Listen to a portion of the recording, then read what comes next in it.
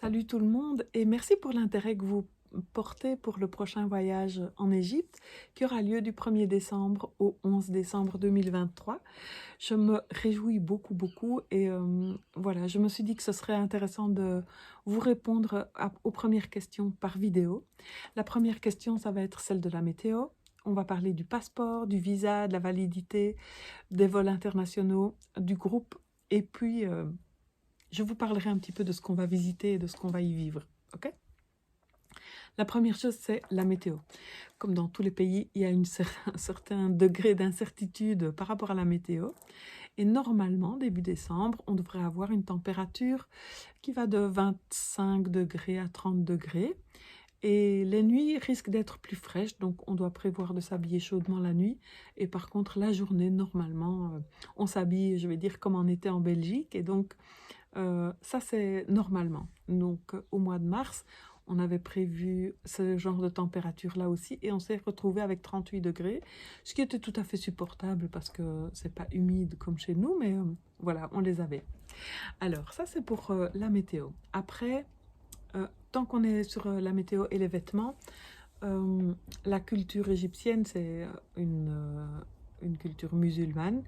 Et bon voilà, c'est respectueux de porter des, des vêtements avec des manches et de couvrir les genoux. Donc on va pas en mini-jupe.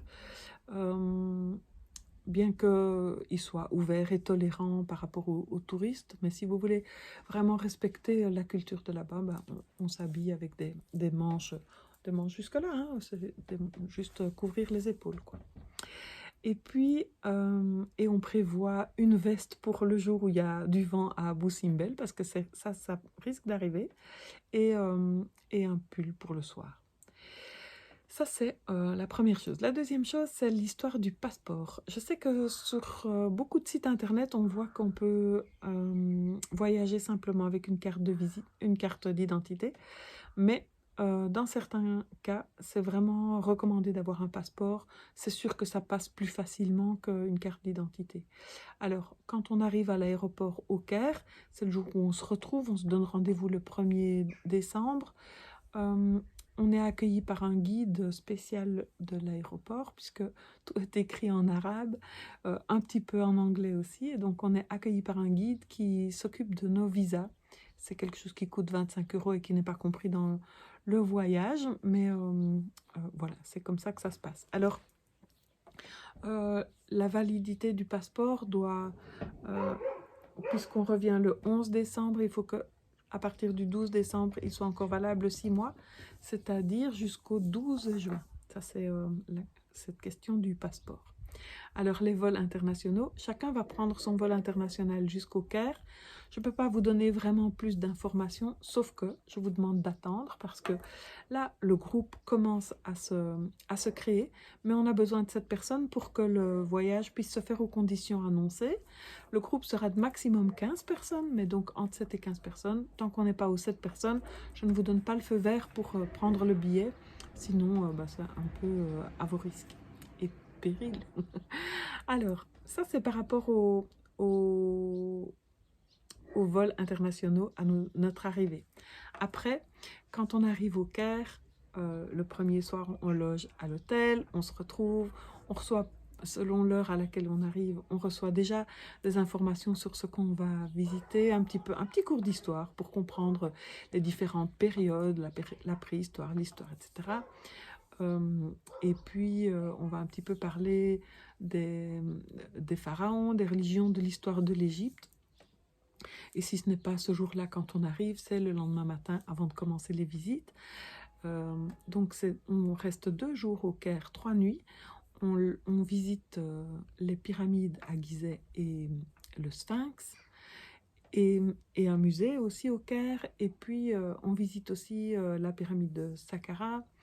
Euh, Il y a aussi d'autres choses, parfois des petites surprises dont on n'a pas vraiment parlé dans le programme, mais on vous laisse des petites surprises. Et puis, donc quand on voyage depuis l'hôtel jusqu'aux pyramides, tout ça c'est avec un car privé, ce qui est très confortable parce que le matin on a envie de partir avec un pull, et puis on a trop chaud et on peut laisser tout dans le bus. les bouteilles d'eau aussi. Le guide s'occupe toujours de nous fournir de l'eau, des fruits, des casse-croûtes, etc. Et puis après ces 2 jours, et puis on visite le musée, le grand musée du Caire, le musée rose, le musée rose, où il y a le temple de Toutankhamon, qui est juste fabuleux aussi, hein. Et puis le 3e jour, on prend un vol très tôt le matin pour aller à Luxor. À Luxor, la première journée, on visite le temple de Luxor et le temple de Karnak, qui sont à 3,5 km l'un de l'autre. Donc c'est quelque chose qu'on fait sur la journée. Ce sont des temples tout à fait fabuleux. Et puis de Luxor, alors on rayonne. Donc là, on a un hôtel au bord du Nil. Donc ça, c'est extra parce qu'on peut passer nos soirées au bord du Nil. Il y a une piscine aussi. J'espère qu'il fera encore assez chaud pour pouvoir en profiter. Mais c'est un très très agréable hôtel dans un jardin juste magnifique.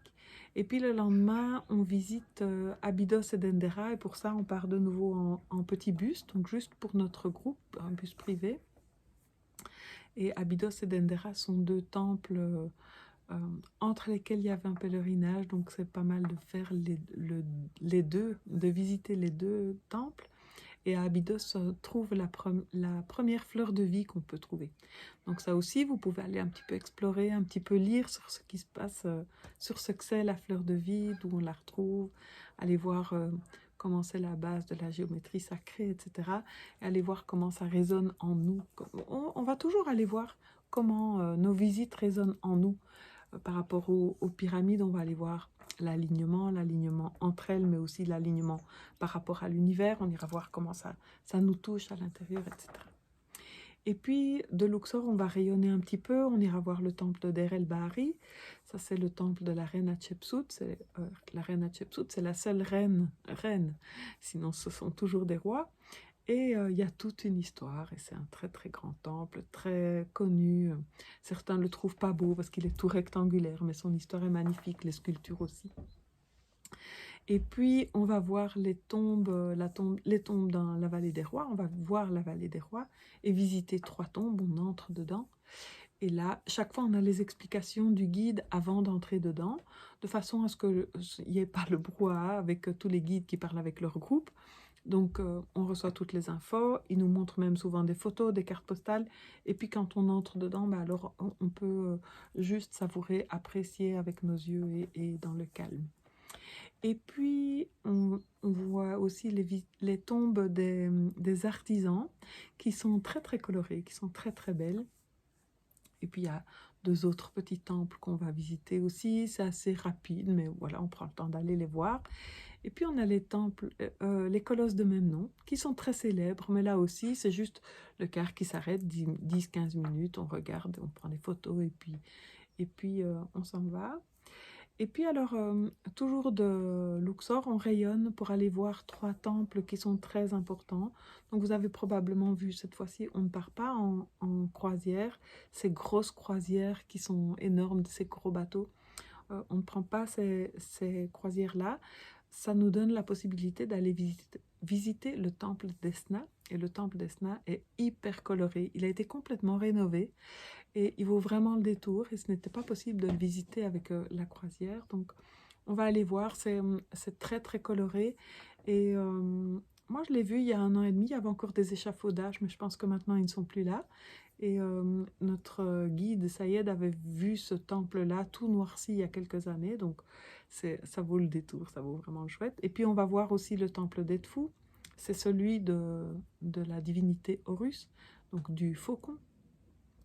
Et puis, on va voir le temple de Komombo, qui est un ancien sanatorium, et donc où on retrouve les traces des 3 médecines. La médecine des hommes, la médecine des plantes et la médecine énergétique. Et ces 3 médecines, ils travaillent, ils collaborent, je vais dire, ils sont tout à fait en harmonie. Et puis, on déloge alors, et on va loger à Assouan. Et de Assouan, on a plusieurs visites. On a la visite du village nubien, c'est un peu plus tranquille, on est moins dans des informations. On reçoit beaucoup d'informations dans certains temples. On va visiter le temple de Philae, qui est le temple d'Isis, qui est sur une île, qui est, vous savez, il fait partie de ces 20 temples qui ont été déménagés au moment de la construction des grands barrages. Et on peut aller visiter, ça c'est peut-être une surprise, une petite parenthèse, c'est aller voir la porte à l'endroit originel où était le temple de Philae. C'est un endroit hyper calme, c'est un endroit très très beau. Et à certains moments, vraiment, on prend le temps de savourer, d'apprécier. Et de Assouan, on va aussi visiter les temples d'Abou Simbel. Ce sont des temples vraiment construits dans la montagne, qui sont vraiment très très grands. Le temple de Ramsès II, celui de la reine Néfertari. Et le fait qu'on voyage en autobus seulement nous donne la possibilité d'aller voir le spectacle de son et lumière à Abou Simbel. Et ça, quelque part, je me réjouis. Ça, je n'ai pas encore fait. Et je n'ai pas encore eu cette expérience-là. Mais par contre, je me réjouis vraiment beaucoup, beaucoup, beaucoup. Ça va être une expérience très, très riche. Maintenant, je commence un petit peu à être rodée à vous traduire notre guide. Et c'est... voilà, c'est juste une expérience fabuleuse. Il y a déjà des personnes qui se sont manifestées, qui disent « moi je m'inscris, moi je me décide ».